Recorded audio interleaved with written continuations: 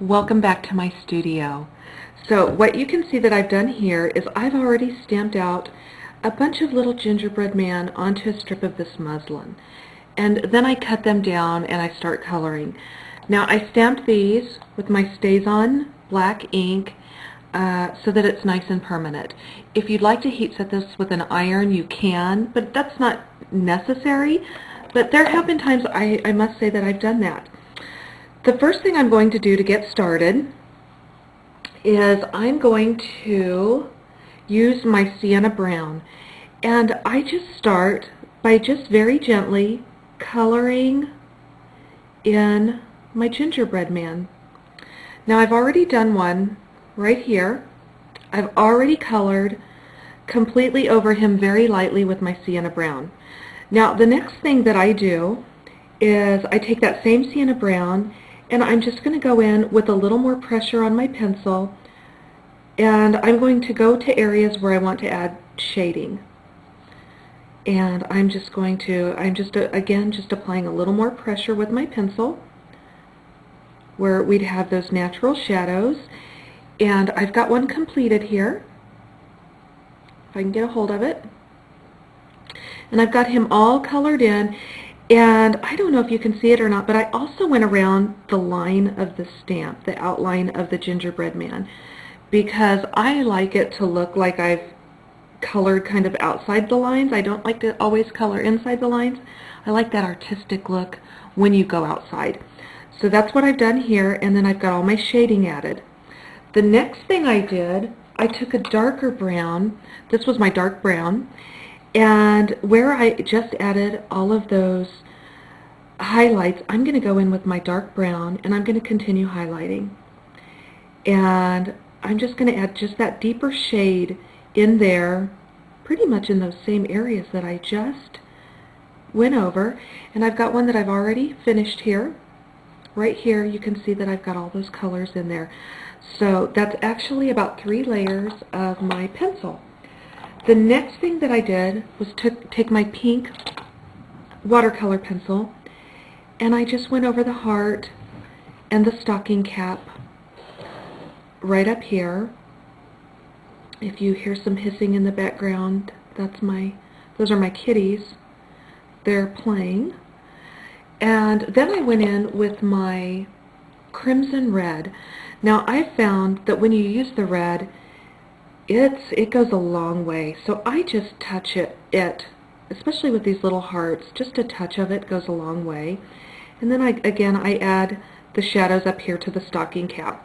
And I have one again that I've already completed right here with my coloring in there.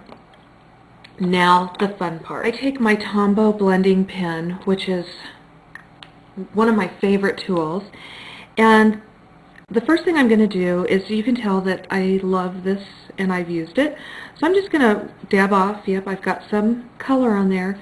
So the first thing I do is just dab it off on my scratch paper just to make sure that I'm working with a clean tip. And then I'm going to start right here in just one of my light areas, and I just start rolling my blending pen around and blending those colors together. I did go over his eye a little bit. I'm not worried about that because we're going to do something special with that here in just a bit. And I'm just going to keep blending.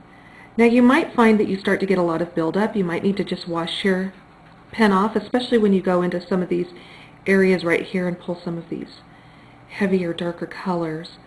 And I'm just going to go over that line really gently, just so we get a nice artsy warm look there. And I'm just going to keep rolling, and I do this on his entire body. Okay, as you can see, I've got all my brown tones colored in. I'm going to clean off the tip of my Tombow, and I'm going to start right here in this light area of the heart, and I'm going to start gently blending in my color on with my pink and my red tones now. Okay, so we've got our red tones colored in, and isn't he looking great? Love, love, love this technique. Now when he dries, he will lighten up a little bit. He is a little bit darker right now because of the color still being a little damp. So he'll lighten up just a hint of color, which is fine with me. It looks great no matter what. Next, I'm going to take my jelly roll. This is the Clear Star. This is my secret weapon. I love, love, love this marker, or this jelly roll pen. And you can use this on fabric just like you do on paper. And I'm just going to go in and I'm going to color all of those areas that would typically be white. And I'm going to go in and just add my color to each of those. So now you can see that I've gone in onto all the areas that would be white, and I've added this nice glittery little sheen here with the jelly roll.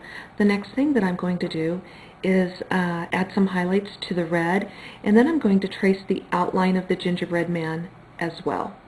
So there you have it. There I've colored the little guy, and I've added some highlights with my sparkle pen. Now here's one that I did earlier, and he's dried. He's ready to go onto a piece of cardstock for a card, or I can add some batting and start stitching around him and then cut him out and make a darling little ornament. Another thing that I did, you don't just have to use this jelly roll pen. We have a lot of people at work that love stickles.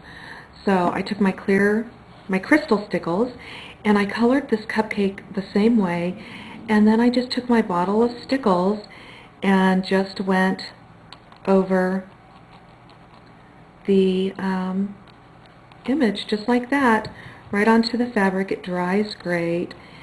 And another great and interesting look. This definitely has a little bit more sparkle. So he's ready to go. Hope you come back and see what we are doing in the studio next time.